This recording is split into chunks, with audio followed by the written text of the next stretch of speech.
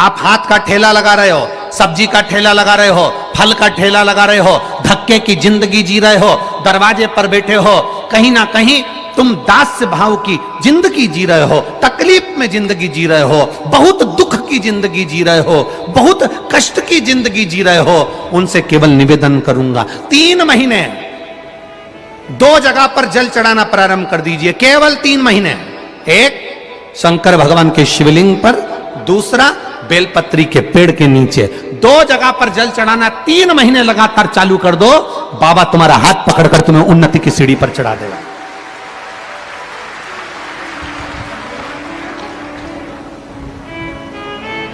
हमें कोई चमत्कार करना नहीं आता और ना हम कोई तंत्र विद्या या मंत्र विद्या जानते हैं, ना हमारे पास में बेल है, ना हमारे पास में भभूति है।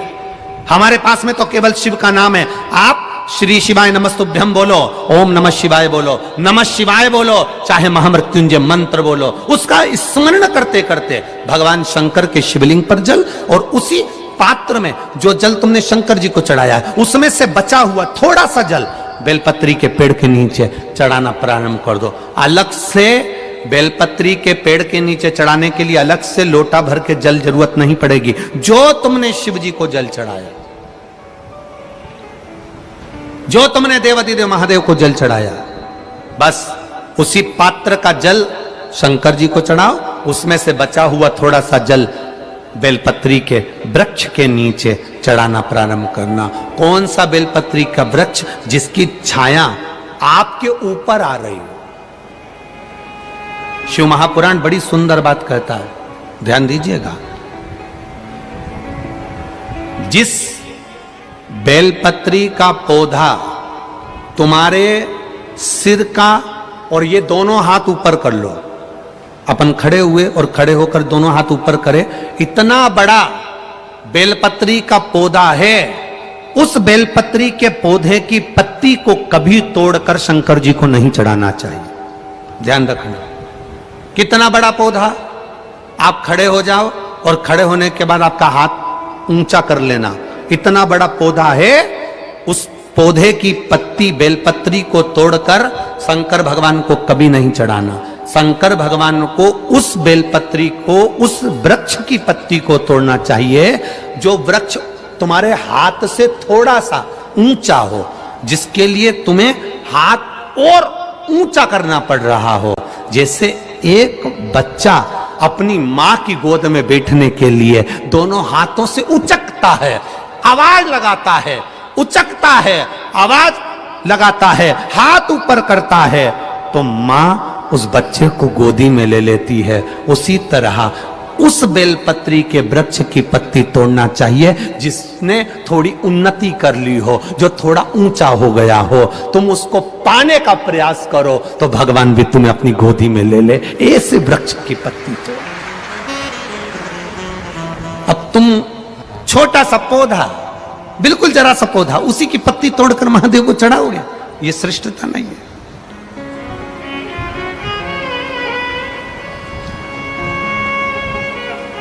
छोटा सा पौधा है, उसकी पत्ती को तोड़कर आप चढ़ा रहे हो महादेव को, उसमें श्रेष्ठता नहीं है।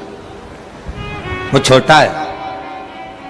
जो बड़ा, जिसकी छांव तुम्हारे सिर पर आ जाए, आशीर्वाद जिसका तुम्हारे सिर पर आ जाए, उसके नीचे जाओगे, उसके नीचे आराधना करोगे तो थोड़ा सुख का भान होगा। जो छोटा पौधा है उसको बड़ा करने का प्रयास करो, और जो बड़ा है उसके नीचे जो शिव जी को एक लोटा जल चढ़ाया, बाद में वो जल ले जाकर आपने बेलपत्री के पेड़ के नीचे समर्पित करा, शंकर भगवान को दिया, और फिर बेलपत्र को समर्पित करा। उसका सुख, उसका आनंद, उसकी भक्ति, उसका स्नेह, उसका स्मरण सुख प्रदान करेगा, आनंदता देगा, वो आनंदता प्रदान कर देगा।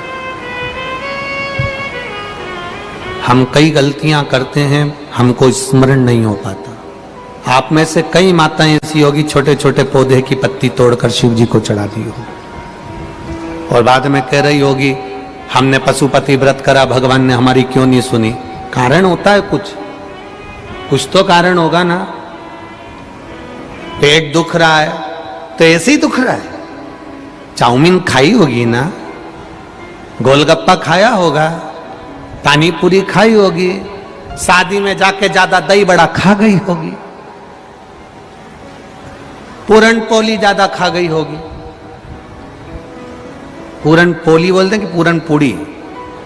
हाँ, जो भी बोले तुम समझ जाना, बस हो होता ना बहुत खा गई होगी। अब पेट दुख रहा है, कुछ तो खाया होगा ना। पशुपति व्रत कर रही है, बाबा ने नहीं सुनी, कुछ तो कारण होगा ना। आंखों में से पानी गिर रहा है, डॉक्टर पूछ रहा है कितनी देर मोबाइल चलाती हो? मैं तो बस थोड़ी सी देर चलाती हूं। अब उसकी सास से पूछा जाए तुम्हारी बहू कितनी देर मोबाइल चलाती? सुबह से रात तक। सही तो वो बताती है ना, उससे पूछो।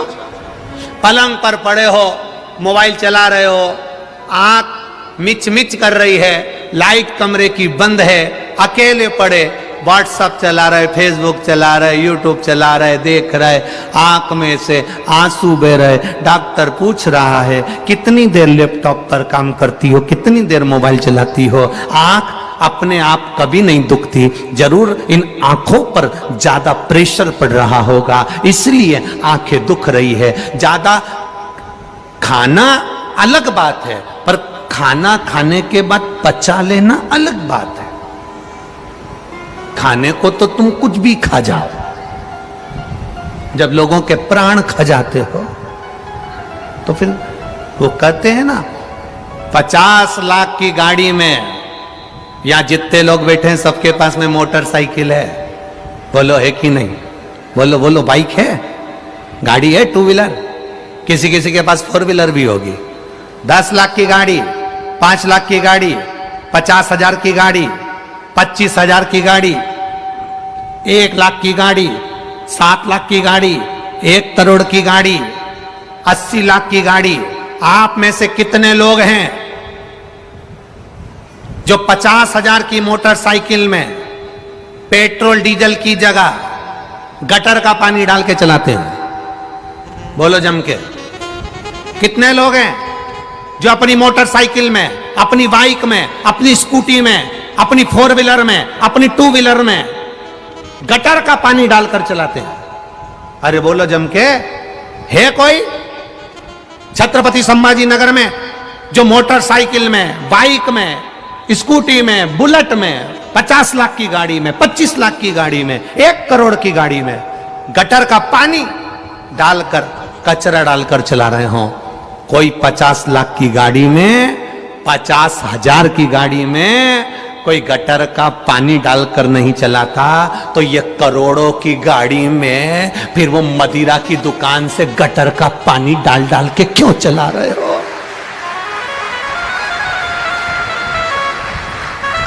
वो भी तो गटर का पानी है, और ये भी तो करोड़ों की गाड़ी है।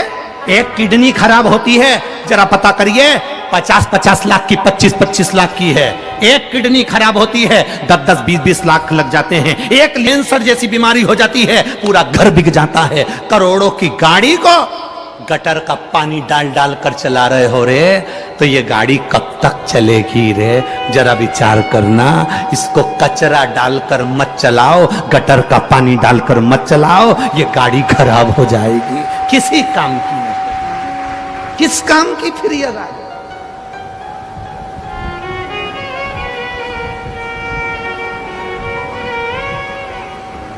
कथा में बैठे हो तो भी कचरा मुंह में घुसेड़ रहे हो, तो कथा में बैठे बैठे भी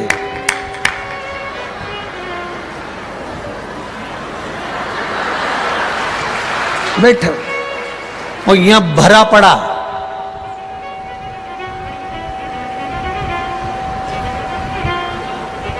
बिल्कुल नहीं बोल रही है, पड़ोसन खूब बोल रही।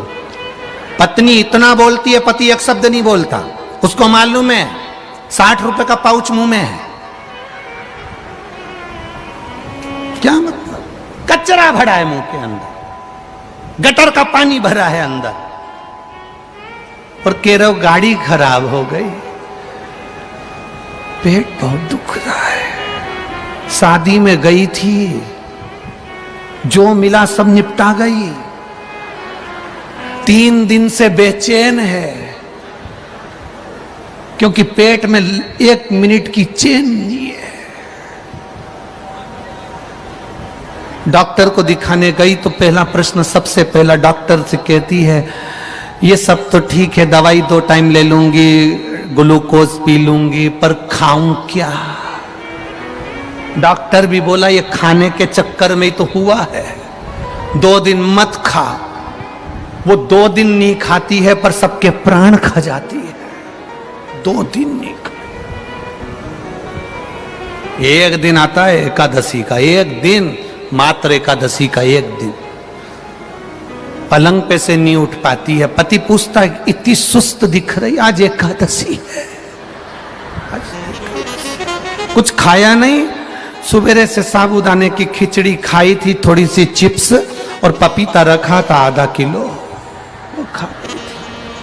फिर दोपहर में 4 बजे में जब थोड़ी सी लेट कर उठूंगी तो मैंने फ्रिज में थोड़ा सा आइसक्रीम जमा दिए और आधा किलो सेव फल, 1 दर्जन केला, 5 संतरा, थोड़ा सा मौसम्बी सब रखा है, 4 बजे खा लूंगी। रात को क्या खाएगी? 2 किलो दूध की रबड़ी बनाई है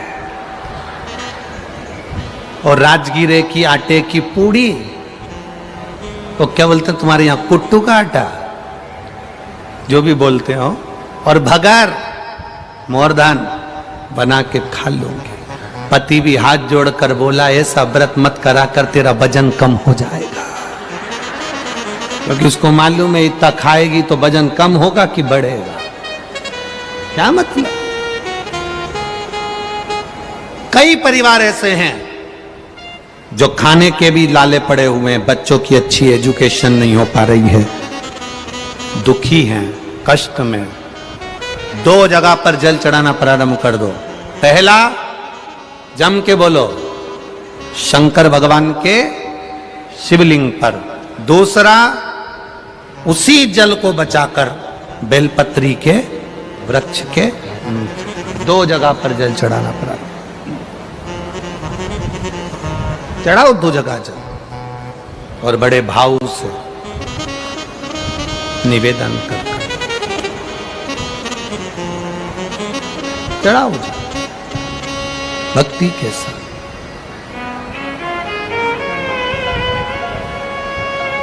दासी मैया की पत्नी बोलती हैं कि भोजन नहीं है घर में, 15 दिन हो गए, मैं अच्छा कपड़ा बना रहा हूं, अच्छे कपड़े का निर्माण कर रहा हूं, जब ये अच्छा कपड़ा बन जाएगा, बाजार में बिकेगा तो कीमत मिलेगी, तब पैसा आएगा, तब अपन भोजन करेंगे, अन्न पाएंगे। दासी मैया कपड़ा बनाकर बेचने के लिए निकले।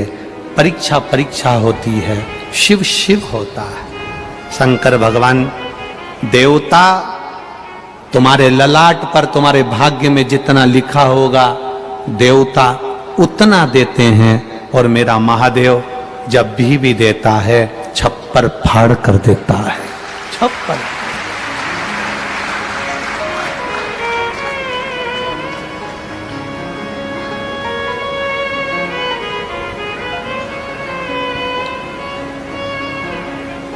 मेरे नाथ दया करना,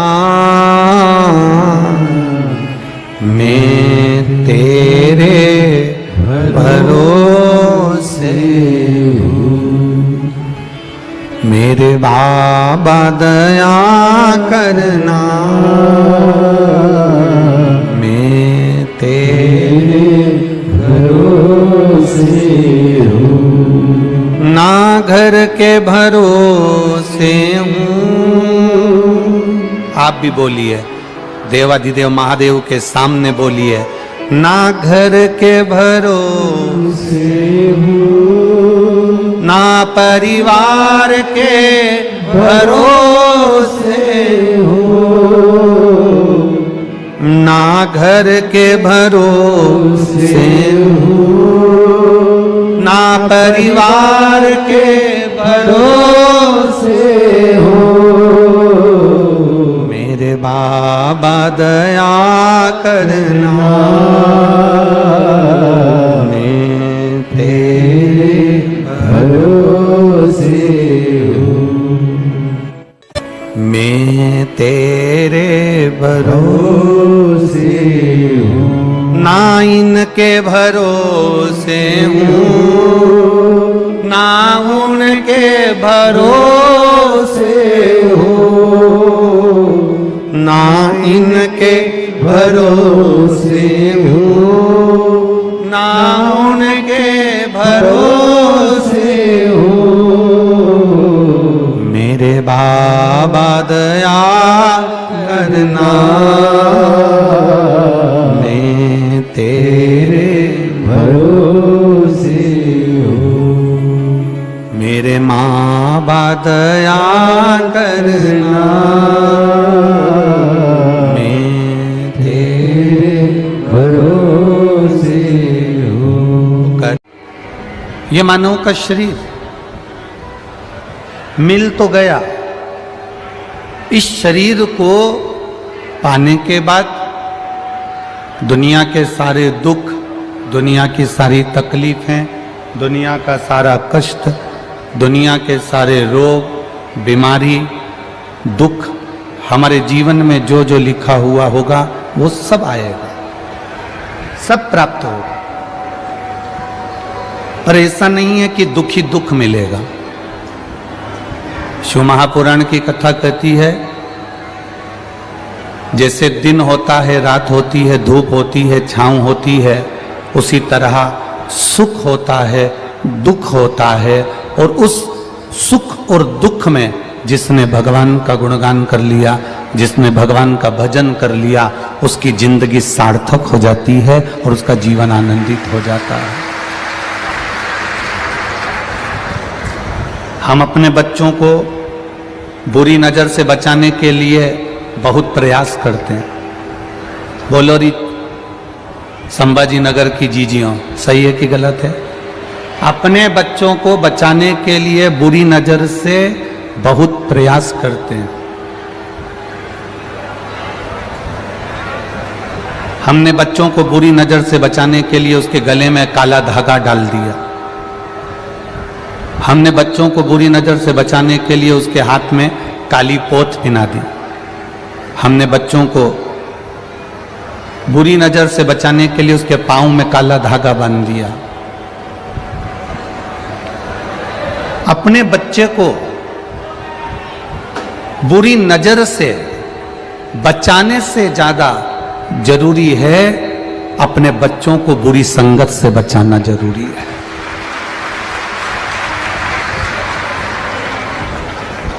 यदि बुरी नजर से हमने बच्चों को बचा लिया, बुरी नजर से हमने बच्चों को रोक लिया, और बुरी संगत में अगर हमारा बेटा चले गया, बुरी संगत में हमारी बेटी चली गई, बुरी संगत में हमारा परिवार का कोई व्यक्ति चले गया, तो बुरी नजर से बचाने से फायदा कौन सा हुआ?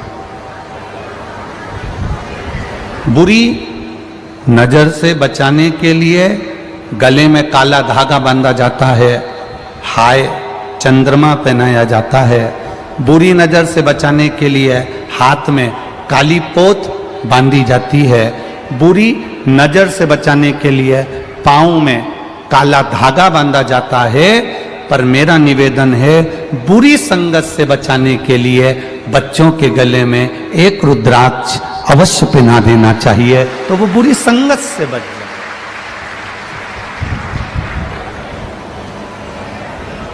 जैसे गले में एक काला धागा बांध देने से बच्चे को बुरी नजर नहीं लगती, उसी तरह गले में एक रुद्राक्ष, एक तुलसी का मन का, एक तुलसी की माला पहन लेने से बुरी संगत नहीं मिलती है। बुरी संगत, हमारा बच्चा बुरी संगत से बच सकता है। पहले भी कहा, आज फिर कहते हैं, सुंदरता होगी तो लुच्चों की नजर होगी। आप अगर सुंदर हो तो लुच्चों की नजर आप पर है। सुंदरता होगी तो लुच्चों की नजर होगी, गले में चेन होगी तो चोर की नजर होगी, और गले में अगर रुद्राक्ष होगा तो मेरे महादेव की नजर होगी। ये निश्चित है।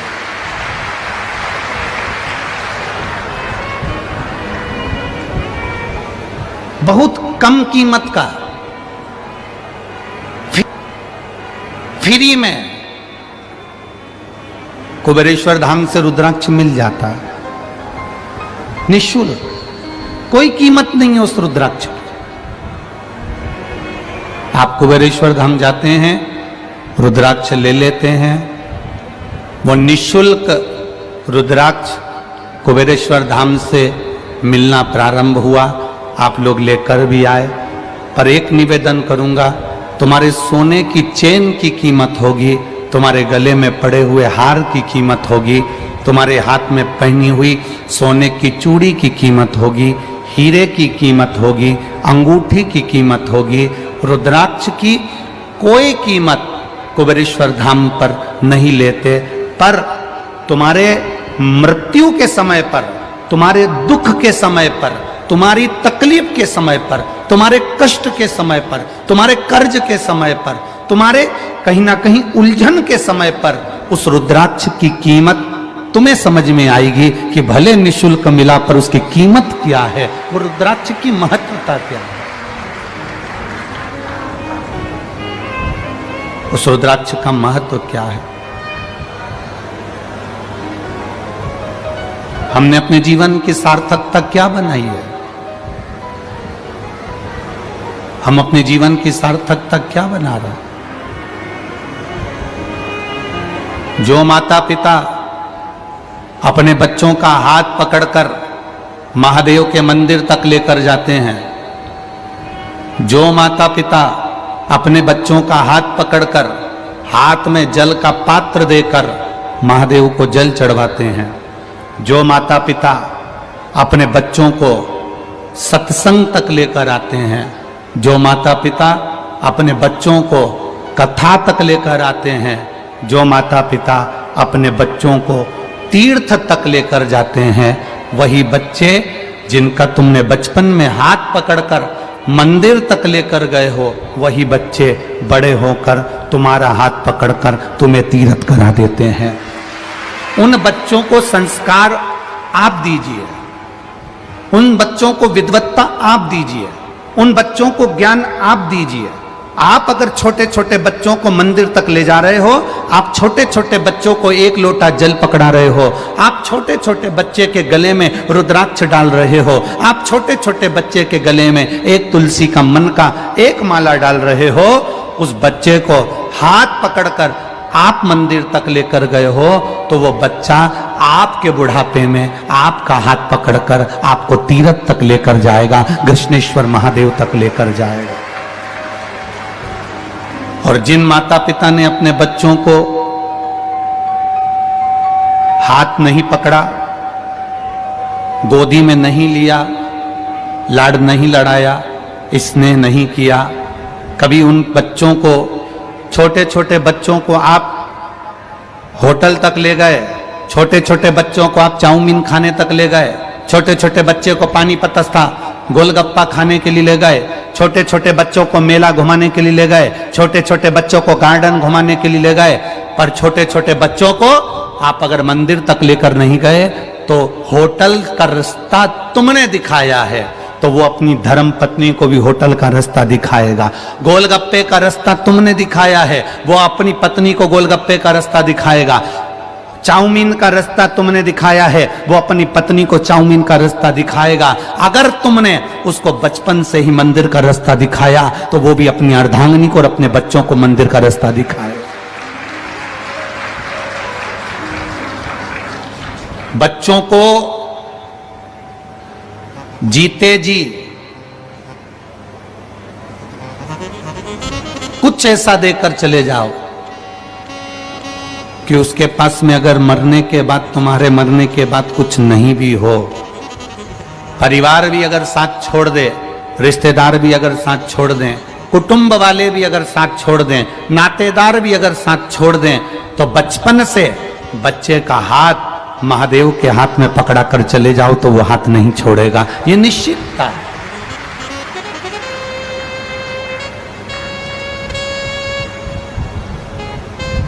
संत एकनाथ जी के पिताजी, संत एकनाथ जी की माता जी, जो भगवान की अविरल भक्ति में डूबी रहती थीं, उन्होंने अपने बच्चों को सबसे पहला अगर गुण दिया था, एकनाथ जी को सबसे पहला अगर गुण अपने माता पिता ने अपने बच्चे संत एकनाथ जी को दिया, तो वो गुण दिया था कि क्रोध मत करना, गुस्सा नहीं आना चाहिए, क्रोध नहीं आना चाहिए। अब यहां इतने सारे बैठे हो रहे तुम, कल भी टेंट बढ़ाया था, रात भर टेंट बढ़ा है तुम्हारे चक्कर में, और आज फिर टेंट के बाहर लोग खड़े हुए हैं। अब ये ग्राउंड में जगह है कि नहीं है, पहले वो देखना पड़ेगा। इतने सारे बैठे हो, आप में से कितने लोग हैं जिनको क्रोध नहीं आता? झूठ मत बोलना, नहीं तो तुम हाथ तो तुरंत उठा दो। तो हम कोई से पूछ लें, तुम में से कितनी माताएं जो अपने पति को रोज प्रणाम करती है? अभी तुम में से पूछ लें कि तुम में से कितनी माताएं जो अपने पति को रोज प्रणाम करती है? हाथ उठाओ तो जरा। अरे एक हाथ तो उठा लो री। हाँ ठीक है, अब उठाया नहीं उठाया बराबर, पर दो चार ने उठाया और वापस गिरा लिया, हम समझ गए करवा चौथ पे पड़ती होगा। उतना तो हम समझते हैं कि कोई 30 त्योहार होगा, करवा चौथ होगा, अधिक होगा तो भले पढ़ लेती होगी। आप में से कितनी माताएं जो अपने पति को प्रणाम करती है? बहुत कम। अच्छा जाने दो, आप में से कितनी माताएं जिनके पति तुम्हें प्रणाम कर लेते? कभी कभी वो भी प्रणाम कर लेता है। अरे तेरे हाथ जोड़ू चुप हो जा, तेरे पांव पड़ू तो चुप हो जा। क्यों मेरी मां से भिड़ती है? क्यों अपशब्द कहती है? क्यों ताना देती है? क्यों गाली देती है? मैं तेरे हाथ जोड़ रहा हूं, तेरे पांव पड़ रहा हूं।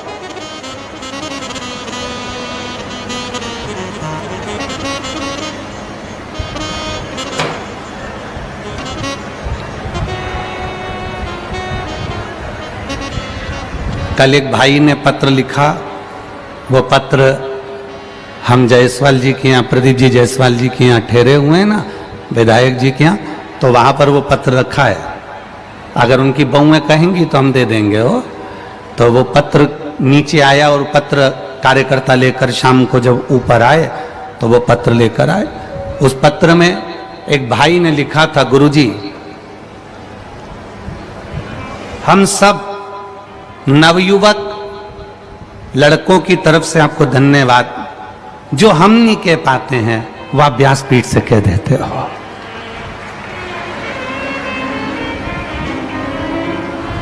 क्योंकि हमारी इतनी सामर्थ्यता नहीं है कि इन जगदम्बाओं से कुछ कहते हैं, हमारी सामर्थ्य।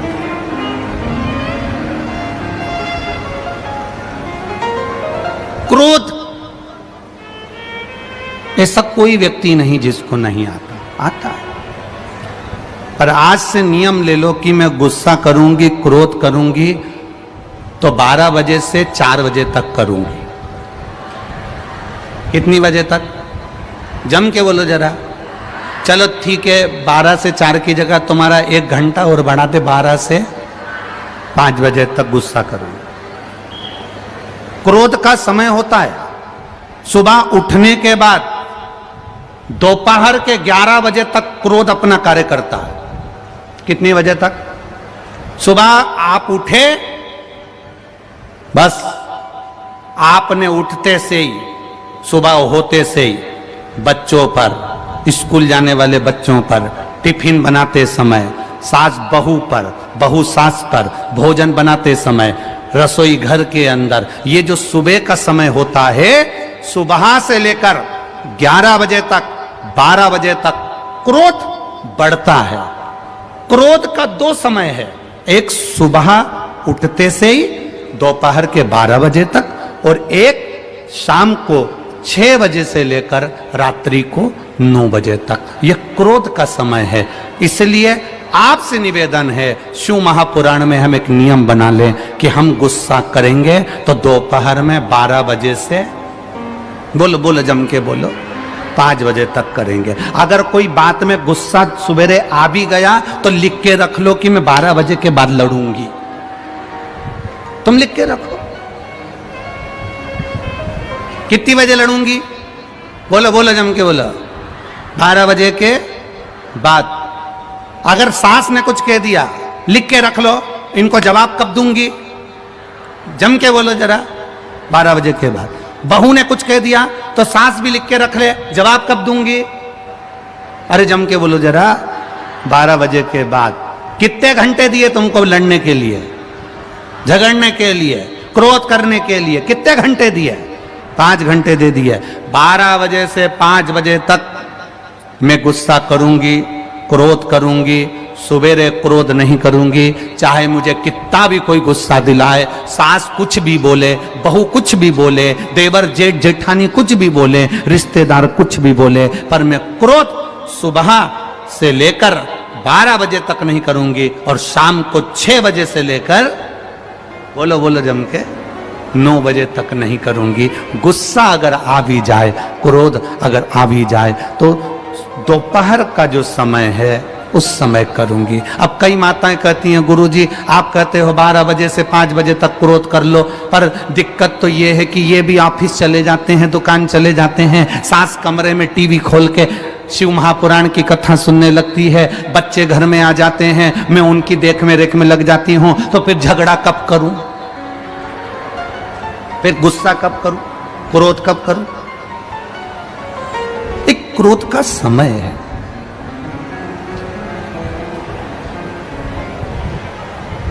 बनाओगे क्या नियम कि नहीं बनाओगे, बोलो बोलो जम के बोलो जरा। कितने लोग नियम बनाएंगे, जरा हाथ उठाओ तो जरा, कि सवेरे के समय में क्रोध नहीं करूंगी, शाम के समय रात्रि को क्रोध नहीं करूंगी, करूंगी क्रोध तो दिन में करूंगी। दिन में जब सब चले जाएंगे, आपको अगर क्रोध आएगा भी, आप उस गुस्से को पीना सीख जाओगी। जिसने अपने क्रोध को पीना सीख लिया वो शंकर नीलकंठधारी बन गया, वो शिव बन गया। एक बात कहना चाहेंगे, अगर आपको बुरी ना लगे तो, लगेगी तो नहीं, पक्का बोलो री जीजी, इधर वाली बुरी तो नहीं लगेगी, और इधर वाली कह दें। आज सबसे ज्यादा परिवारों में किसी बात पर अगर झगड़ा हो रहा है तो वो केवल उसके अहम के कारण हो रहा है। सास अपना अहम रख रही है, अहंकार रख रही है, बहू अपना अहंकार रख रही है। हम तो यहाँ छत्रपति संभाजी नगर में एक बार पहले मारवाड़ी समाज का कार्यक्रम था, महिला मंडल का, उसमें आगमन हुआ था और हमारे एक परम प्रिय शिष्य यहाँ रहते हैं, सोपान दत्तात्रेय जी नारखेड़े, उनके यहाँ पहले भी बारंबार आगमन हुआ। अब महाराष्ट्र की पावन धरा पर पहले भी बारंबार आगमन हुआ, परंतु हमारा केवल इतना सा निवेदन है कि अपने क्रोध को संयमित रखिए, क्रोध को संयमित। जिसने अपने क्रोध पर संयम कर लिया वो स्वयं महादेव का स्वरूप हो गया, स्वयं महादेव। देव अपने बच्चों को प्रॉपर्टी दो मना नहीं, अपने बच्चों को गाड़ी दो मना नहीं, अपने बच्चों को लैपटॉप दिलाओ मना नहीं है, अपने बच्चों को अच्छा अच्छा मोबाइल दिलाओ मना नहीं है, अपने बच्चों को अच्छे अच्छे कपड़े दिलाओ मना नहीं है। पर निवेदन है, अपने बच्चों को तुमने लैपटॉप दिलाया, मोबाइल दिलाया, गाड़ी दिलाई, बंगला दिलाया, प्रॉपर्टी दी, ये सब बच्चे के काम के कब हैं? जब आपका बच्चा संस्कारित हो। अगर बच्चा संस्कारवान नहीं है तो कितनी भी गाड़ी दे देना, वो जुए में हार कर आ जाएगा, या डब्बे में गोल कर आएगा, या कहीं मदिरा के नशे में बेचकर फेंक कर आ जाएगा।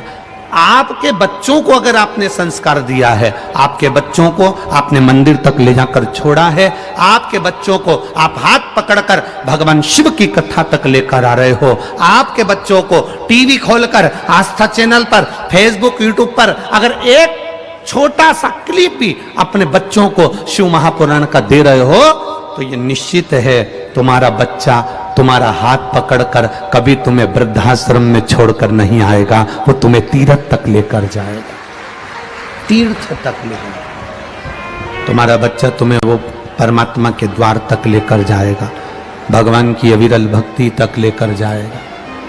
करो भक्ति उसकी। शिव कथा कह रही है।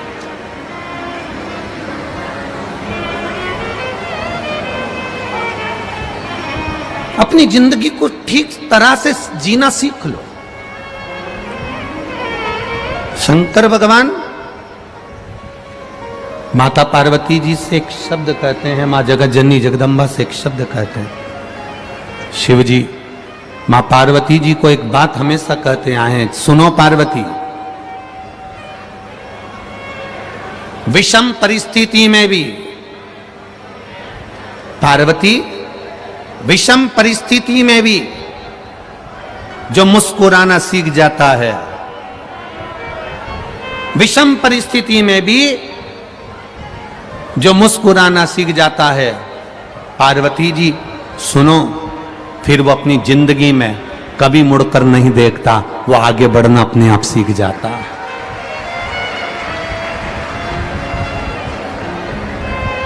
विषम परिस्थिति में कार्यकर्ता ध्यान देंगे, कोई पानी की बोतल वगैरह अभी ना बांटे। आप लोग सब लोग पानी लाए हो ना साथ में? बोलो, जम के बोलो, लाए हो ना? बस तो फिर कथा सुनने आए हो ना? बहुत दूर दूर से आए हो, दिन भर धूप में तप रहे हो, टेंट के नीचे बैठे हो। 3 घंटे की कथा में आधा घंटा हमने सावन महाराज को, आशीष भैया नहीं आए हैं थोड़ा कारणवश, तो सावन भैया मंच का संचालन कर रहा है। आपको समय मिला है उसका स्मरण करिए। जितने मौन रहकर कथा का आनंद लोगे, झोली भर कर लेकर जाना, तो जिंदगी सवर जाएगी आपकी, आपको फिर कहीं जाने की जरूरत नहीं पड़ेगी। बहुत शांति के साथ, बहुत आनंद के साथ कथा सुनो, अपनी जिंदगी को सार्थक बनो। पड़ोसन को अगर प्यास भी लगे तो अपनी पानी की बोतल दे दो, इसमें से पी लो, पर संत बैठकर कथा सुनो। बहुत मुश्किल से मिली है। कुछ छत्रपति संभाजी नगर के भाग्य होंगे, आप सबके सौभाग्य होंगे, इसलिए ये कथा यहां पर हो गई हमारा।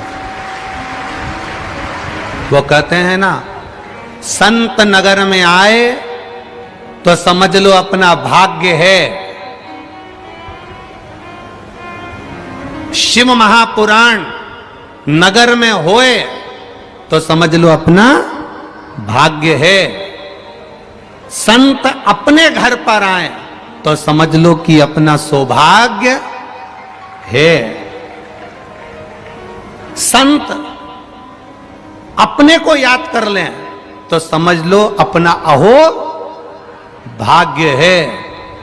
और संत आए नगर में, शिव महापुराण कथा हो रही नगर में, और अपन कथा तक नहीं जा पाए तो समझ लेना अपना दुर्भाग्य है।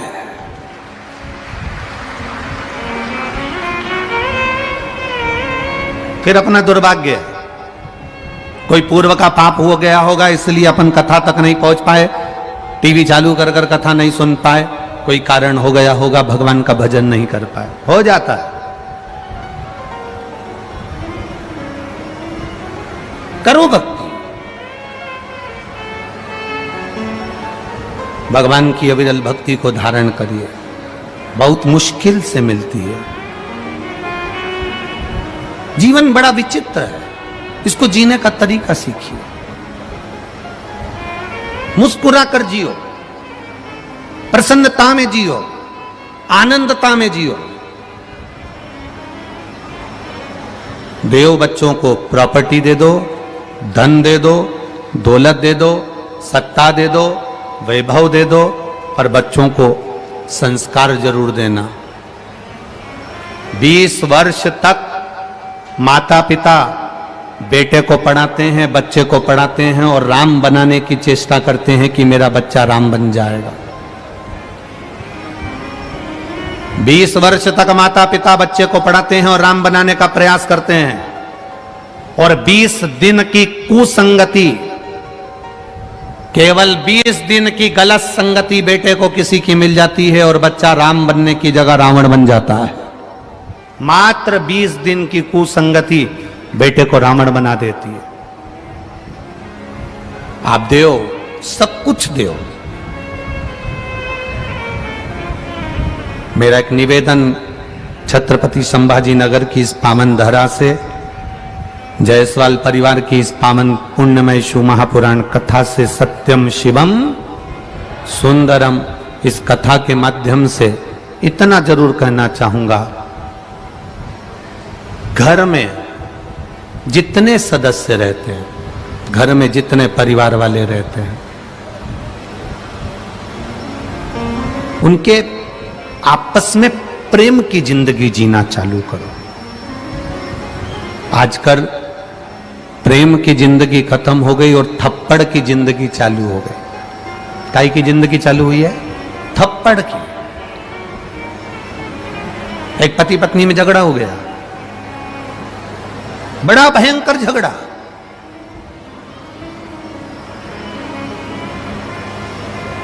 और पति पत्नी में झगड़ा हुआ और झगड़ा होते से ही पति ने एक थप्पड़ रखकर पत्नी को मार दिया।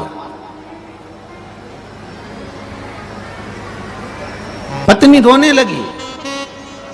पति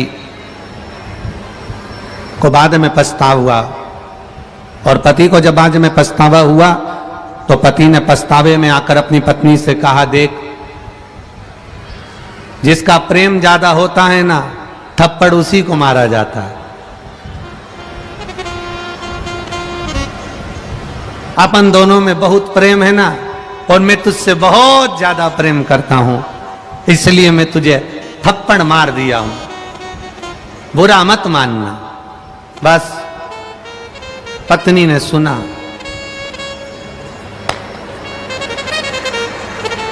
अब इसका प्रेम कम था। जब तुमने अपना प्रेम दिखा दिया तो फिर इसने भी एक जो धर के दिया। पति बोला, तूने मुझे मारा? पत्नी कहती है, तुमसे बहुत प्रेम करती हो।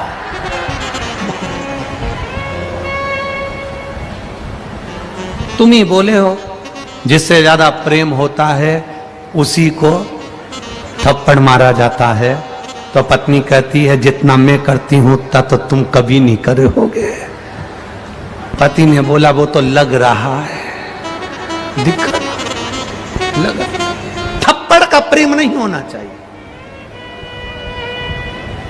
ये प्रेम किसी काम का नहीं। बच्चों को मार कर अगर सीधा करा जाए तो वो प्रेम किसी काम का नहीं। बच्चों को पीट कर अगर सही करा जाए तो वो सही करना किसी काम का नहीं। पत्नी को गाली देकर अगर सीधा करा जा रहा है तो वो किसी काम का नहीं है। सास बहू को अपशब्द और ताने देकर, गालियां देकर अगर सीधा कर रही है तो वो किसी काम का नहीं है। बहू सास को अपशब्द कहकर अगर सीधा कर रही है तो वो किसी काम का नहीं है। जिस घर में, परिवार के सदस्य रहते हैं, वहां प्रेम थप्पड़ का नहीं होना चाहिए। वहां प्रेम केवल प्रेम जैसा होना चाहिए।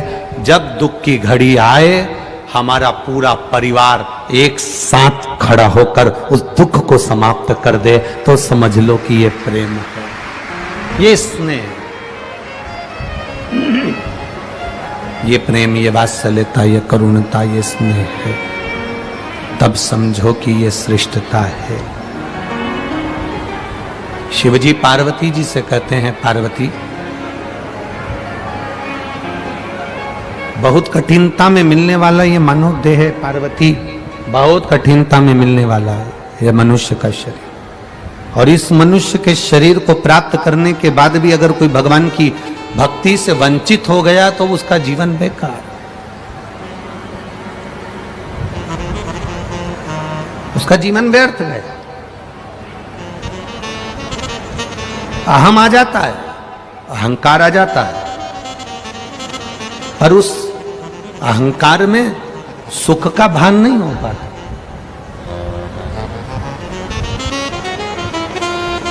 कोई जरूरी नहीं कि आप जहर पिएंगे तो नीलकंठधारी बनेंगे, कोई जरूरी नहीं कि आप धतूरा खाएंगे तो शिव कहलाएंगे। जरूरी यह है कि हम अपने घर में रहकर भी अगर क्रोध को पी रहे हैं, अपशब्द को पी रहे हैं, तानों को पी रहे हैं, आड़ी टेढ़ी जो बात बोली जा रही है, अपशब्द कहे जा रहे हैं, गालियाँ दी जा रही है, ताने दिए जा रहे हैं, अपशब्द बोले जा रहे हैं, हम उसको पी रहे हैं, तो भी समझ लो कि हम भगवान शंकर का एक अंश अपने भीतर धारण कर कर रखे हुए हैं। भगवान शिव का एक स्वरूप अपने भीतर धारण कर कर रखे हुए हैं, एक अंश अपने भीतर है। एक भगवान शंकर के परम उपासक थे दासी मैया, कर्नाटक की पावन धरा पर रहते थे। बड़ा ना भाई, कर्नाटक की पावन धरा पर रहते थे दासी मैया। क्या नाम था उनका? जम के बोलो जरा। दासी मैया, शिव जी के परम भक्त, शंकर भगवान के परम उपासक।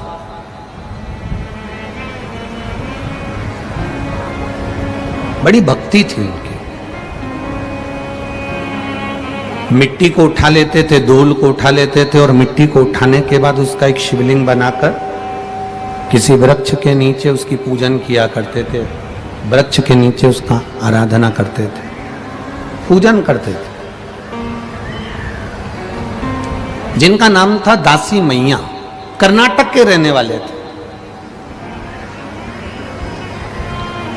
उनके पिताजी का एक काम था, वो था कपड़े बुनने का, वस्त्र बनाने का, कपड़ा बुना करते थे। बचपन में दासी मैया जब 8 वर्ष के थे, मिट्टी को इकट्ठा करते, उसको गीला करते, उसका शिवलिंग बनाते और उसकी पूजन करते। समय निकलता गया, निकलता गया। दासी मैया बड़े हो गए, और बड़े होने के बाद दासी मैया की शादी हो गई, कपड़े बुन रहे हैं। कल आपको कथा में कहा था भगवान शंकर परीक्षा बहुत लेते हैं। मेरा उघड़दानी बहुत परीक्षा लेता। शिव परीक्षा भी बहुत लेते हैं और शंकर भगवान देते भी बहुत हैं, दोनों चीजें।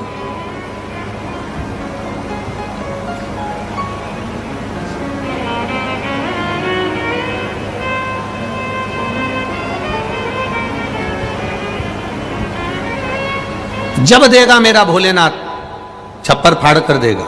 एक पत्र आया है, देखिए।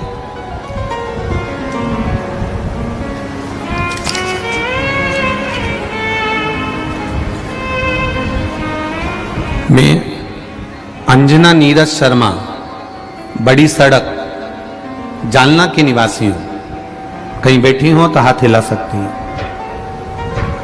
मैं अंजना नीरज शर्मा, बड़ी सड़क, जालना की निवासी हूं। मेरी बेटी का नाम नेहा नीरज शर्मा, जालना। कहीं बैठी हो तो हाथ हिला सकती हैं। जहां कहीं भी बैठी हो अपने दोनों हाथ हिला सकती हैं। गुरुदेव, शिव महिमा का क्या बखान करूं। आप लोग भी आस्था चैनल के माध्यम से पत्र को पढ़ लिया करो, और जितने लोग एलईडी के सामने बैठे हैं वो भी पत्र को पढ़ सकते हैं, पत्र को पढ़ सकते हैं। कहीं बैठी हो अंजना नीरज शर्मा तो हाथ हिला सकती है। मैं शिव जी की महिमा का क्या वर्णन करूं गुरुदेव। मेरी बेटी जिसने सीए फाइनल की परीक्षा दे रही थी, पर परिणाम अच्छे नहीं आ रहे थे। मेरी बेटी ने सीए फाइनल की परीक्षा देती रही, परिणाम अच्छे नहीं आए। प्रयास असफल रहे, रिजल्ट ठीक नहीं आता था। हर बार सीए की फाइनल एग्जाम में वो फेल हो जाती थी। बड़ी निराश हो गई। तब गुरुदेव आपकी कथा टीवी के माध्यम से श्रवण करना प्रारंभ करा। मैंने उसे कहा, सीहोर वाले महाराज बताया करते हैं पशुपतिनाथ का व्रत का वर्णन, तू एक काम कर, एग्जाम की तैयारी फिर से कर। बेटी कहती है, मां अब मुझे एग्जाम नहीं देना क्योंकि मैंने देख लिया, रिजल्ट नहीं आ रहा, बार बार रुक जा रही हूं, इसलिए अब मैं एग्जाम नहीं दूंगी। तू एक बार वापिस तैयारी कर। लोग क्या कहेंगे, मां बार बार फेल हो रही हूं, अच्छा नहीं है मां, एक बार वापिस एग्जाम तो दे। तब पशुपतिनाथ का व्रत करना प्रारंभ किया। एक लोटा जल महादेव को चढ़ाना प्रारंभ करा। एग्जाम का जब समय आया तो एग्जाम में जाते समय मेरी बेटी को मैंने कहा कि शहद को बेलपत्र पर लगाकर बाबा को समर्पित कर, बाबा तेरी सुनेगा, विश्वास रख, पढ़ाई पूरी कर और एक बेलपत्र समर्पित कर। मेरी बेटी एग्जाम देने के लिए गई, एक बेलपत्र पर शहद लगाकर शिव जी को चढ़ाकर शंकर भगवान को समर्पित कर कर गई।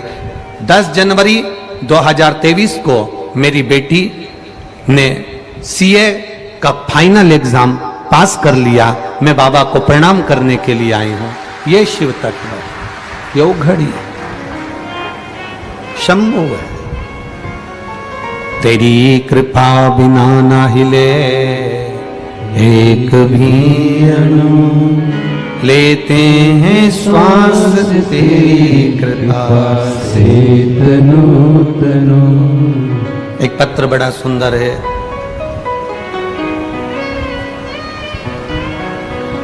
मेरा नाम सुवंदना नरेश जायसवाल है।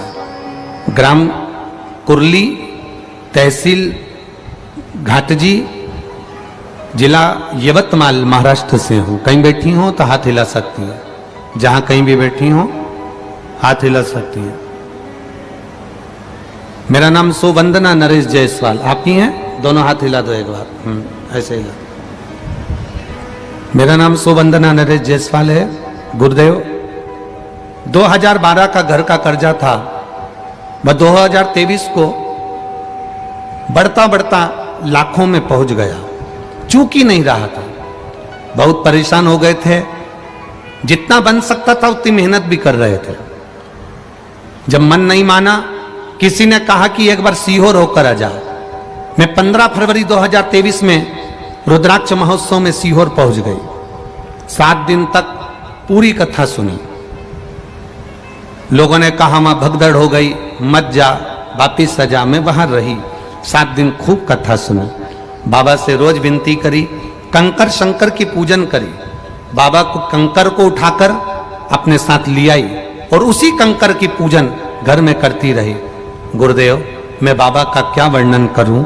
स्वयं बैंक की तरफ से लिखा हुआ कागज आ गया कि तुम्हारा जो कर्जा लाखों में था वो मात्र 90,000 रुपए रह गया। 90,000 रुपए कर्जा ले गया। तब 90,000 रुपए भी हम कहां से लाएं। बाबा की कृपा का मैं क्या वर्णन करूं गुरुदेव। 30/5/2023 को बाबा ने वो 90,000 कहां से भेजे, किसके माध्यम से भेजे, और आज मेरा पूरा कर्जा चुका दिया। इसलिए मैं बाबा को नमन करने हूं। आनंद, दोनों हाथ हिला दो एक बार। श्री शिवाय नमस्ते। शिव तत्व ऐसा ही, खाली ना जाता कोई घर से तुम्हारे, खाली ना जाता कोई दर से तुम्हारे। मैं भी खड़ी हूँ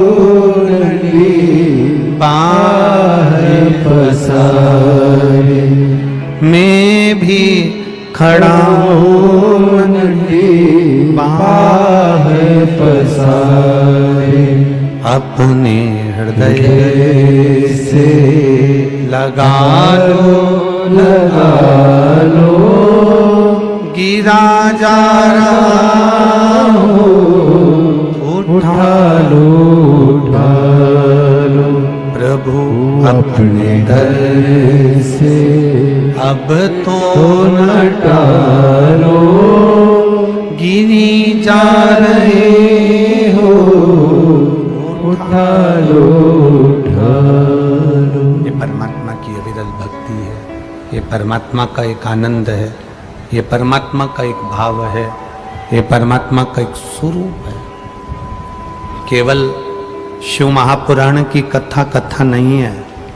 यहाँ जितने लोग कथा सुनने आते हैं, जितने लोग टीवी पर सामने बैठकर कथा सुनते हैं, जितने लोग मोबाइल पर कथा सुनते हैं, ये केवल कथा नहीं सुनते, बाबा से अपने दिल की बात कहते हैं। बाबा उनकी झोली खुशियों से भर भी देता है, भरता है। प्रतिदिन कथा कितनी बजे से कितनी बजे तक चल रही है? 2 बजे से 5 बजे तक।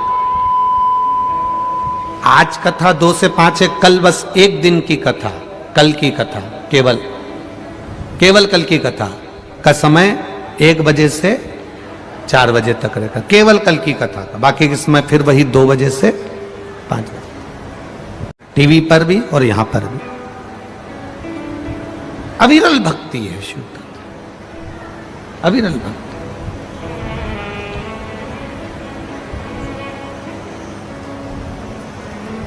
और उस भक्ति का बल प्रबल।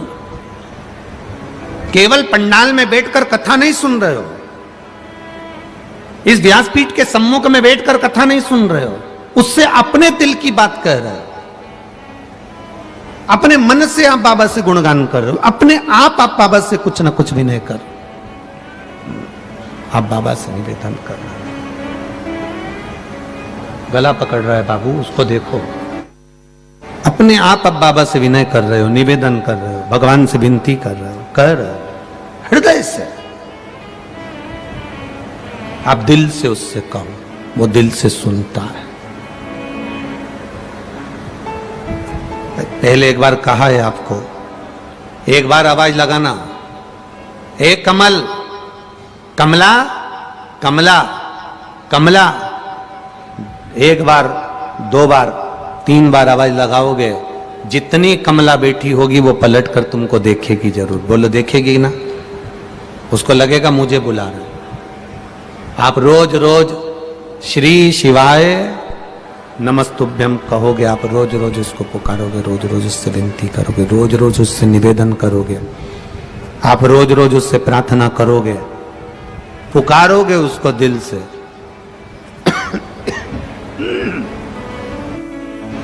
आप रोज रोज उससे दिल से प्रार्थना करोगे, निवेदन करोगे, पुकारोगे उसको, सुनेगा।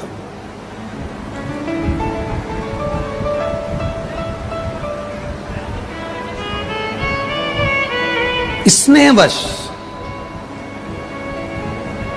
सारे देवी देवताओं को बहुत सारी सामग्री लगती होगी, देते होगे, पर मेरे महादेव को तुमसे कुछ नहीं चाहिए।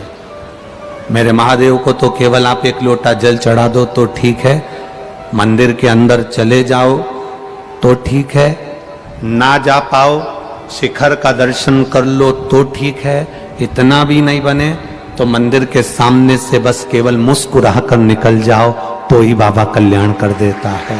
ये शिव का है, ये उघड़ी, ये शंकर, ये त्रिकालदर्शी, ये कैलाशी, ये अविनाशी का मूल तत्व है। ये भगवान शिव की अविरल भक्ति है। आप कहो उससे,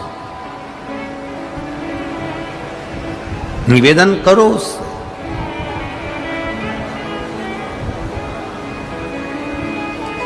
जब पुकारोगे तो वो सुनेगा।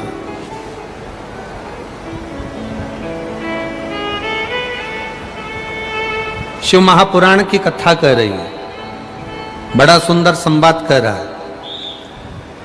ब्रह्मा जी के हृदय में थोड़ा सा अहंकार आ गया,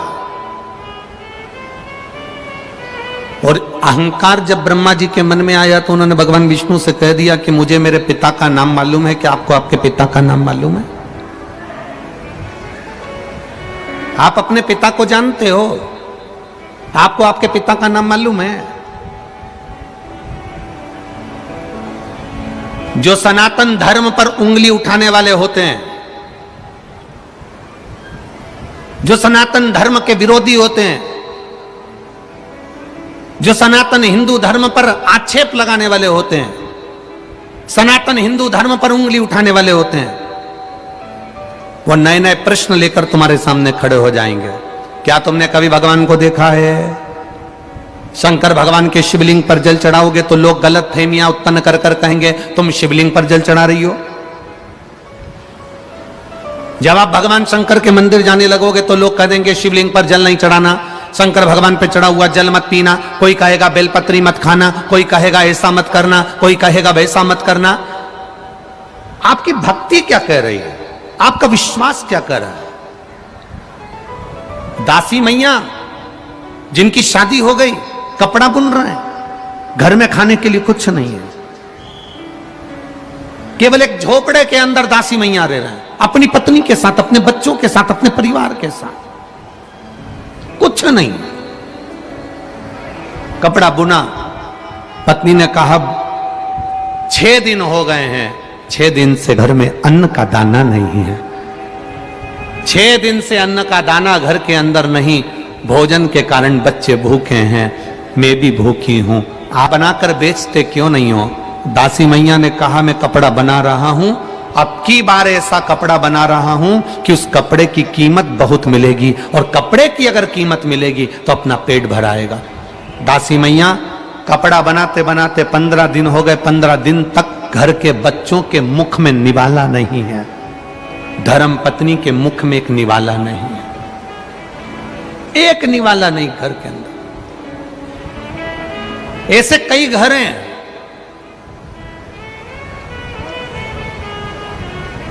इस भारत की भूमि पर, इस मृत्यु लोक में, पूरे विश्व में ऐसे कई घर हैं जिनके घर में गुजारा करने के भी आफत है, पहनने के कपड़े नहीं, किसी के यहां पर भोजन नहीं, किसी के यहां जमीन नहीं, किसी के यहां दुकान नहीं, कोई कोई पूरी जिंदगी किराए के मकान में निकाल देता है, नहीं है।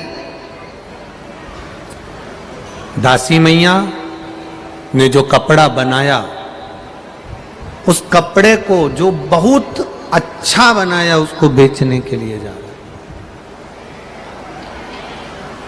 और दासी मैया जब कपड़ा बेचने के लिए चले, जितने व्यापारियों ने कपड़ा देखा तो उन्होंने एक ही विचार करा कि ये कपड़ा तो इतना महंगा होगा, इतना महंगा होगा, क्योंकि बड़ा सुंदर है। जब इतना सुंदर कपड़ा है तो महंगा भी बहुत होगा, तो किसी ने उस कपड़े की कीमत नहीं पूछी। अब शिव की परीक्षा देखिए,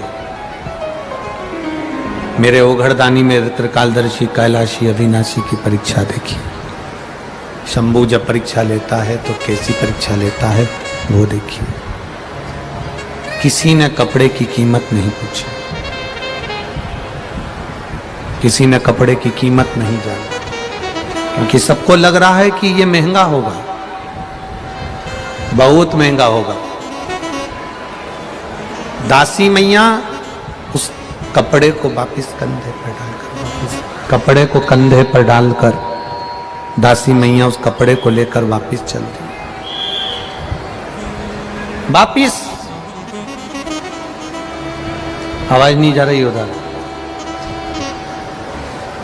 दासी मैया उस कपड़े को लेकर वापिस घर की ओर जाने लगे। जब दासी मैया कपड़े को लेकर जाने, अब इधर का कम कर दिया, उधर का बढ़ाओ, उधर का भी बढ़ाओ, इधर का भी बढ़ाओ। दासी मैया कपड़े को लेकर जब चले,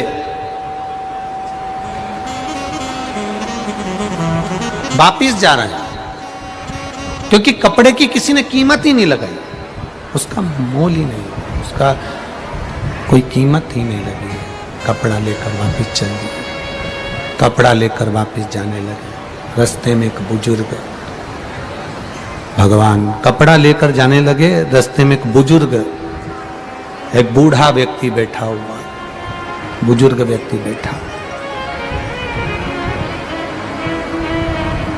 और रास्ते में जब बुजुर्ग व्यक्ति बैठा था, बड़ा ठंड से कांप रहा, बड़ा कांप। अब जब ठंड से वो कांप रहा है,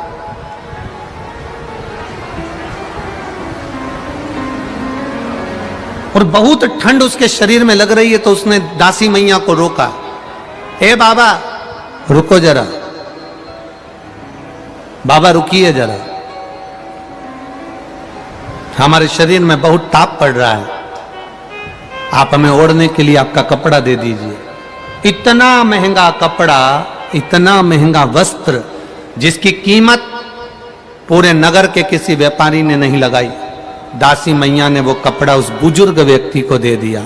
बुजुर्ग ने इतना सुंदर कपड़ा देखा, बीच में से फाड़ा, सिर को बांधा, फिर फाड़ा, पांव को बांधा, फिर फाड़ा, हाथ को बांधा, फिर फाड़ा, कमर को बांधा। दासी मैया देखते रहे। बूढ़े व्यक्ति ने कहा, आपने मुझे इतना कीमती कपड़ा दिया, मैंने इसको फाड़ फाड़ कर शरीर पर बांध लिया, आपको बुरा तो नहीं लगा? दासी मैया ने कहा, बुरा लगने की कोई बात नहीं है, हमने तो आपको दे दिया।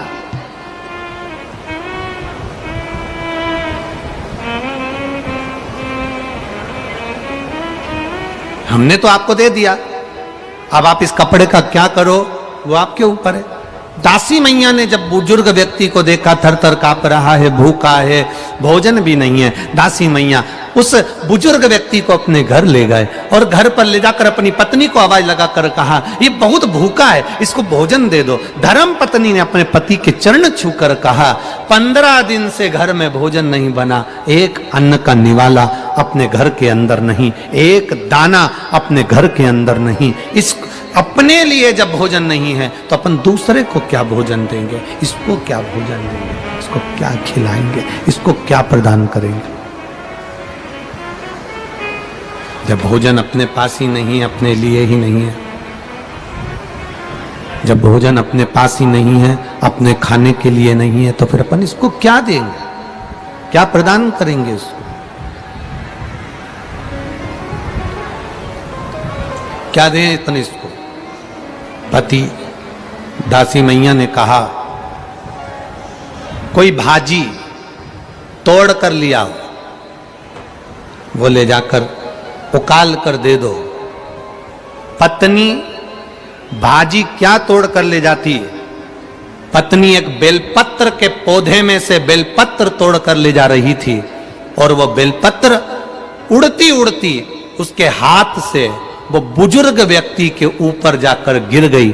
जैसे ही बेलपत्र गिरी, मेरा महादेव सामने प्रकट हो गया, मेरा शिव प्रकट हो गया।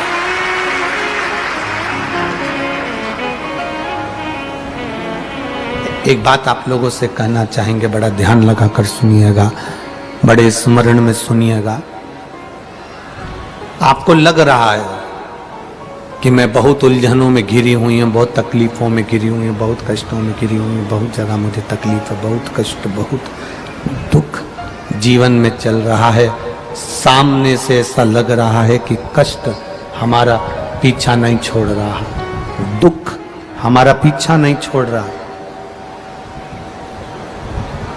बहुत चिंता और टेंशन में जब रहा करो तो गले में जो रुद्राक्ष पड़ा रहता है ना, उस रुद्राक्ष को हाथ में दबाकर श्री शिवाय नमस्तुभ्यम, श्री शिवाय नमस्तुभ्यम, श्री शिवाय नमस्तुभ्यम स्मरण कर लिया करो जब तुम्हें लगे उलझन। और हम तो एक प्रैक्टिकल करने की बात कहेंगे। आप अपने व्यापार पर बैठे हो, दुकान पर बैठे हो, दुकान पर बैठे हो, कभी प्रैक्टिकल कर कर देखना, कहीं सियोर वाला महाराज झूठ तो नहीं बोल रहा है। प्रैक्टिकल करने में क्या जाता है, करते रहो। प्रैक्टिकल जरूर करना चाहिए। एक महाराज जी प्रवचन दे रहे थे, प्रवचन में कह रहे थे, मदिरा नहीं पीना चाहिए, शराब नहीं पीना चाहिए, गटर का पानी है, गंदा पानी है, नाली का पानी है, मत पियो। महाराज जी के पहचान का कोई बैठा था, उठ के खड़ा हो गया। उसने कहा महाराज तू इतनी बड़ी बड़ी बातें कह रहा है, तेरा सगा भाई पी के तो नाली में पड़ा है, तू इतना बड़ा बड़ा प्रवचन दे रहा है, तेरा सगा भाई पी के गटर में पड़ा है, और तू कह रहा है कि मदिरा नहीं पीना चाहिए, शराब नहीं पीना चाहिए, गंदा नाली का पानी है। महाराज जी को क्रोध नहीं आया। महाराज जी ने कहा भैया देखो, मैं भी कथा कह रहा हूं, वो भी कथा कह रहा है, मैं मुंह से समझा रहा हूं, वो प्रैक्टिकल करके दिखा रहा है। अब उस नाली में पड़े हुए व्यक्ति को देखकर तो समझ सकते हो ना कि मदिरा पीने वाला, नाली का पानी पीने वाला गला पकड़ रहा है बाबू, गटर का पानी पीने वाला गटर में पड़ा हुआ है, तुम देखकर तो समझ जाओगे उसको, आप उसको देखकर तो समझ सकते हो ना, आप उसको जानकर तो समझ सकते हो ना। प्रैक्टिकल जरूर करो। जितने लोग बैठे हैं कथा श्रवण करने के लिए, जितने लोग टीवी पर सुन रहे हैं, जितने फेसबुक यूट्यूब पर कथा सुन रहे हैं, उनसे निवेदन करूंगा, आपके गले में अगर रुद्राक्ष है, आप अगर सीहोर के रुद्राक्ष को धारण करते हो, आपके गले में लाल धागे में अगर रुद्राक्ष पड़ा हुआ है, दुकान पर बैठे हो, आधा घंटा हो गया, कोई ग्राहक नहीं, कोई ग्राहक नहीं, आप उस रुद्राक्ष का स्मरण कर कर श्री शिवाय नमस्तुभ्यम श्री शिवाय, थोड़ा आराम से बोलना, जल्दी जल्दी सब्जी काटते ऐसी मत काट देना, बहुत प्रेम से। आपको लग रहा है ग्राहक नहीं, मेरी दुकान में कोई व्यापार नहीं चल रहा, आज तो दिन भर से बैठा हुआ हूं, आज कोई काम नहीं लगा, आज कोई तकलीफ आ रही है, बस उस रुद्राक्ष का स्मरण कर कर मेरे शिव का स्मरण करना। क्यों? क्योंकि विद्येश्वर संहिता में, शिव महापुराण की विद्येश्वर संहिता में देवाधिदेव महादेव माता पार्वती से कहते हैं, तुम रुका जी चंचुला देवी से कहते हैं कि भगवान शंकर के नेत्र अश्रु से गिरे हुए अश्रु से ये रुद्राक्ष का पौधा उत्पन्न हुआ है। ये रुद्राक्ष कोई दूसरा नहीं है, शंकर पार्वती से, माता सती से कहते हैं पार्वती ये मैं रुद्राक्ष के रूप में स्वयं शिव भक्त के साथ रहता है और उसके सम्मुख में प्रकट हो जाता है।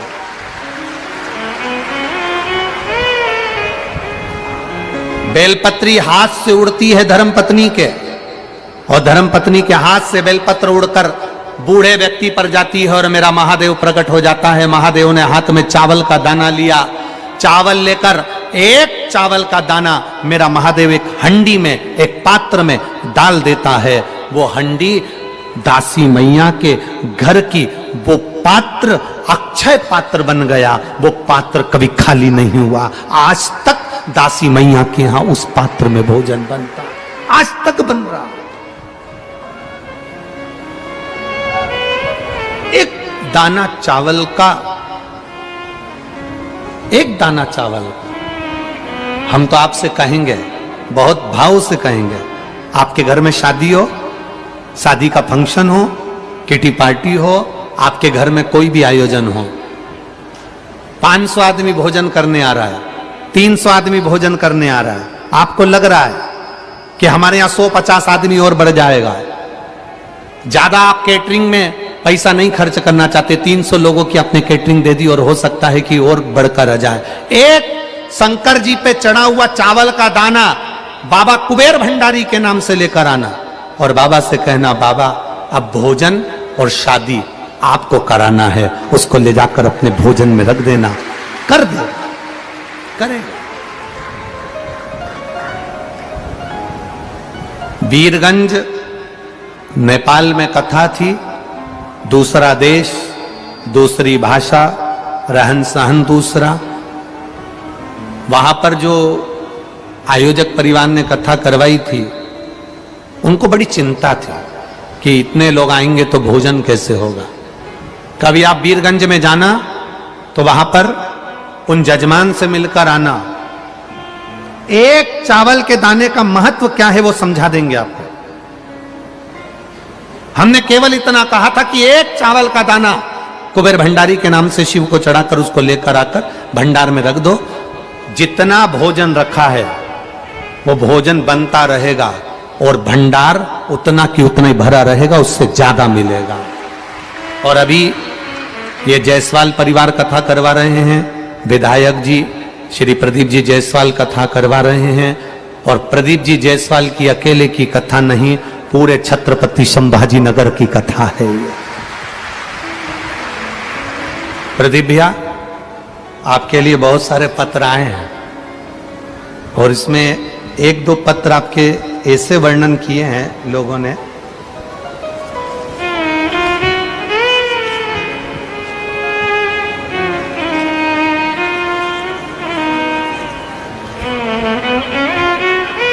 किसी का पैसा अटक गया था और वो सारी दुनिया में रोकर आ गया, कहकर आ गया, उसका धन जब नहीं मिला तब उसने, जिनने लिखा है पत्र, एक तो इतने सारे हैं जी, ढूंढने में तकलीफ, फिर उसने आपसे भी कहा, तो उसमें पत्र में लिखा है कि हमने प्रदीप जी जायसवाल जी आमदार जी से कहा, उन्होंने हमारा साथ दिया और हमारा जो पैसा डूब गया था, जो बैंक चली गई थी, वो बैंक में पैसा चले गया था हमारे ससुर का, वो पैसा हमारे आमदार जी ने साथ देकर हमारे पैसे को निकाल दिया। धन्यवाद आपको, बहुत बहुत साधुवाद है आपका। राजनेता एक अपनी जगह पर होता है, उस राजनेता के पद से हटकर अपना भी एक स्वरूप होना चाहिए कि हम जनमानस के लिए तत्पर खड़े। यहां पर भी भंडारा चल रहा है, यहां पर भी भोजन हो रहा है, हजारों लाखों लोग रोज भोजन कर रहे हैं। जब कथा सुनने के लिए 8 लाख से 10 लाख लोग कथा सुनने के लिए दूसरे दिन आ सकते हैं, तो भोजन में सोचिएगा कि कितने लोग बैठे रहते होंगे। इतने लोगों का जब भोजन बन रहा है, 7वें दिन जब ये कथा पूर्ण हो जाए, तब जायसवाल जी से भी निवेदन करेंगे और आपसे भी निवेदन करेंगे कि उस भोजन भंडारे का दर्शन कर कर जाना, कि जितना रखा था उतना रखा ही मिलेगा, खाली नहीं हो। दुकान नहीं चल रही, व्यापार नहीं चल रहा, ग्राहक नहीं आ रहा है, आज कोई काम नहीं है, लग रहा है अपने गले में पड़ा हुआ एक रुद्राक्ष, शिव तत्व का एक रुद्राक्ष, जिसकी कीमत नहीं है, निशुल्क है, क्योंकि मेरे महादेव को बेचा नहीं जाता।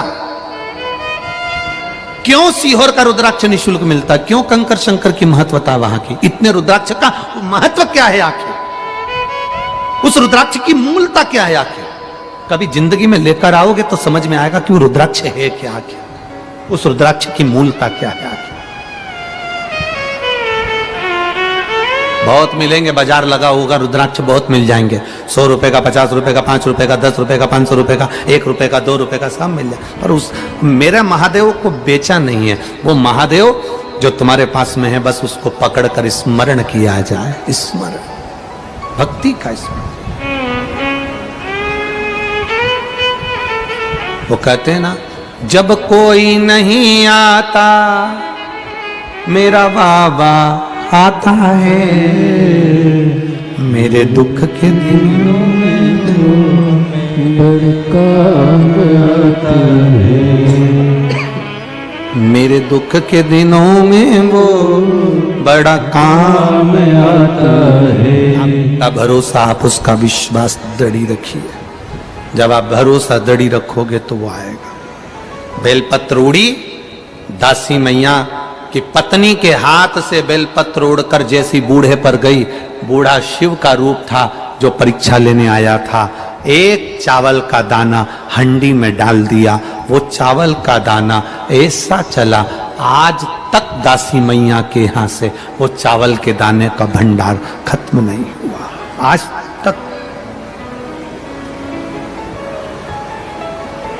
तक नहीं खत्म। एक चावल के दाने में वो बल है, एक बेलपत्री में वो बल है, गले में पड़े हुए उस रुद्राक्ष में वो बल है, उसका स्मरण हमारे साथ है।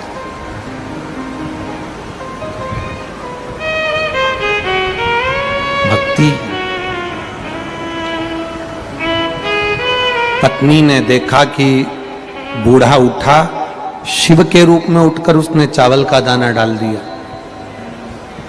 दासी मैया ने जो शंकर भगवान का दर्शन करा, शिव जी ने कहा मांग तुझे क्या चाहिए।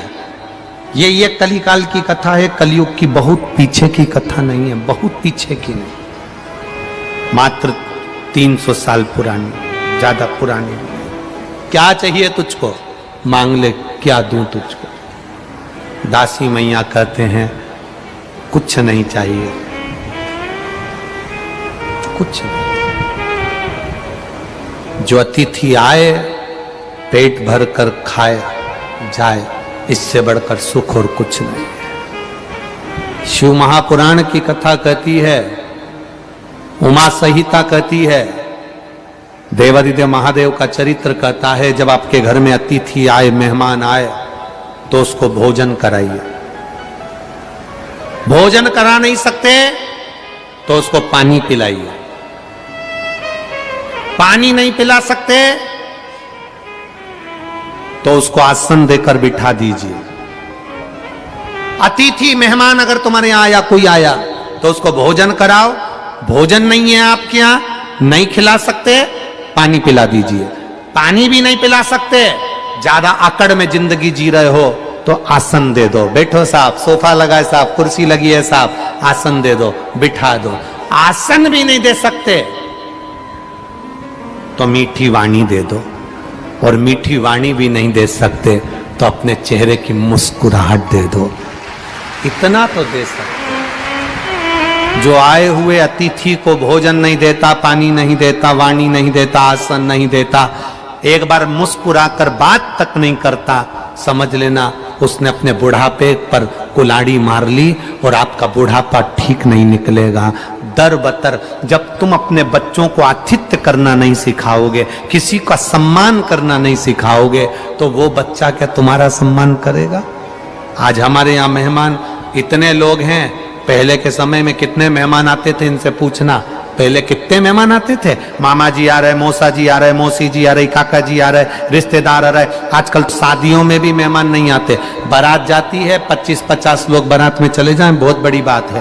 पहले मेहमान घर के अंदर पड़े रहते थे, रिश्तेदार आते थे, घर के लोगों का स्वभाव ऐसा होता था, उनका आदर करते थे, उनका सम्मान करते थे, उनका सत्कार करते थे, उनको खाना खिलाते, भोजन कराते, पानी पिलाते। आज के जमाने में कोई किसी के यहाँ नहीं आता, क्योंकि खाना तो लोग खिला देते हैं, पानी तो पिला देते हैं, पर चेहरे पर मुस्कुराहट नहीं होती और मीठी वाणी नहीं होती, इसलिए कोई नहीं। कौन आए?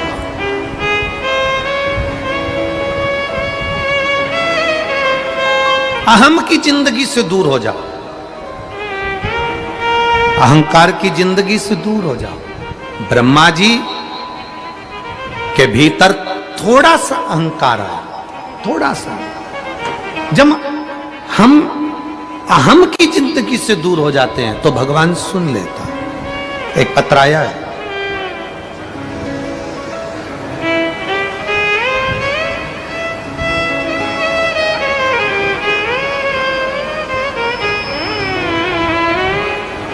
मेरा नाम दीपाली गौरव बाल्क है,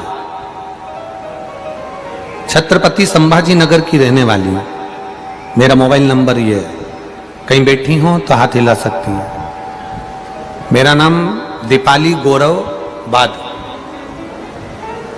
छत्रपति संभाजी नगर की रहने वाली हूं, कहीं बैठी हो तो हाथ हिला सकती हैं। आप ही हैं? दोनों हाथ हिला दो एक बार। हर हर, हाँ ऐसे हाथ हिला दो। मेरे पति बैंक में काम करते हैं,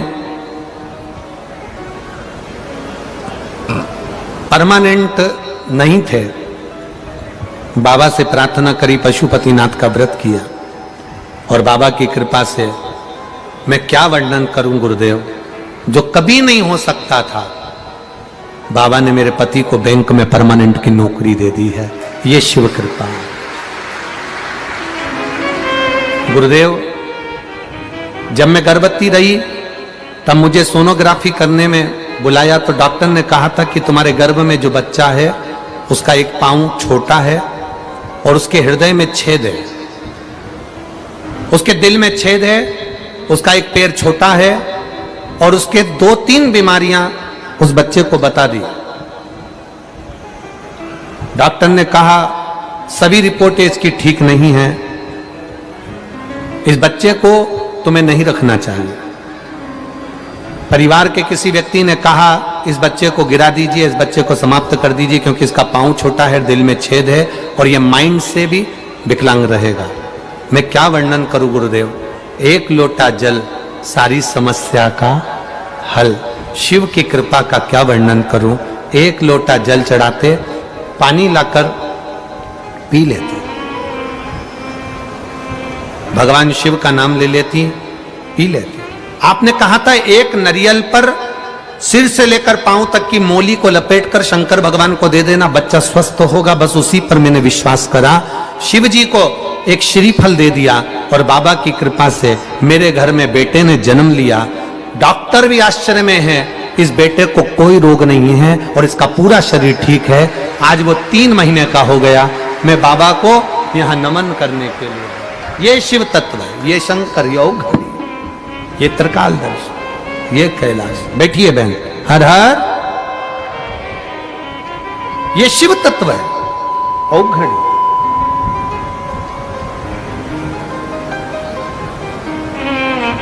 खाली न जाता कोई दर से तुम्हारे, मैं भी खड़ी हूँ पसारे। एक पत्र में किसी ने लिखा है 12 साल के बाद बाबा ने संतान दी है, और एक पत्र में लिखा है किसी ने 18 साल के बाद बाबा ने संतान दी है। बाबा से यही प्रार्थना है, आपकी गोदी भरी रहे। शिव तत्व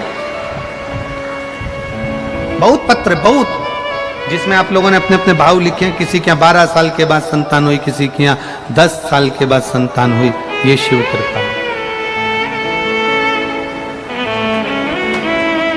एक माँ ने लिखा है, गंगाबाई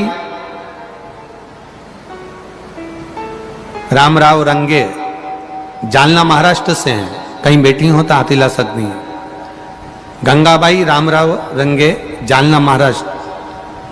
मेरा बेटा लगभग 10 साल से सरकारी नौकरी के लिए तैयारी कर रहा था, कहीं बैठी हो तो हाथ हिला सकती हैं। 10 वर्ष से सरकारी नौकरी के लिए तलाश कर रहा था, पर नौकरी की तैयारी करता पर हार जाता। गुरुदेव अभी 1 साल पहले से आपकी कथा सुनना चालू करी, वो भी किसी दूसरे को पानी चढ़ाते हुए देखा, मंदिर जाते हुए देखा। मैं कभी मंदिर नहीं जाती, पानी नहीं चढ़ाती। देखा तो मैंने पूछ लिया कहां जा रही हो, तो उसने कहा शिव जी को जल चढ़ाते हैं, 1 लोटा जल सारी समस्या का हल। बस मैंने भी जल चढ़ाना प्रारंभ करा। अपने बेटे से कहा तू भी जल चढ़ा। बेटा मानने को तैयार नहीं, पढ़े लिखे बच्चे कहां मानते हैं गुरुदेव। पर बेटे ने भी जल चढ़ाना प्रारंभ करा, मैंने भी जल चढ़ाना प्रारंभ करा, पशुपतिनाथ का व्रत करना प्रारंभ करा, और बाबा की कृपा से बेटा जब सरकारी नौकरी के लिए अप्लाई करने गया तो शहद लगाकर बेलपत्र शिव जी को चढ़ाकर गया। आज महाराष्ट्र पुलिस के खाने में मेरा बेटा नौकरी कर रहा है। मैं बाबा को प्रणाम करने के लिए आया। ये शिव तत्व है, योगड़ी है। खाली ना जाता कोई दर से तुम्हारे, और मैं भी खड़ी हूँ बाहर पसारी। अपने हृदय से लगा लो गिरी जा रही हूँ, उठा लो। ये कहीं शिव की कृपा है।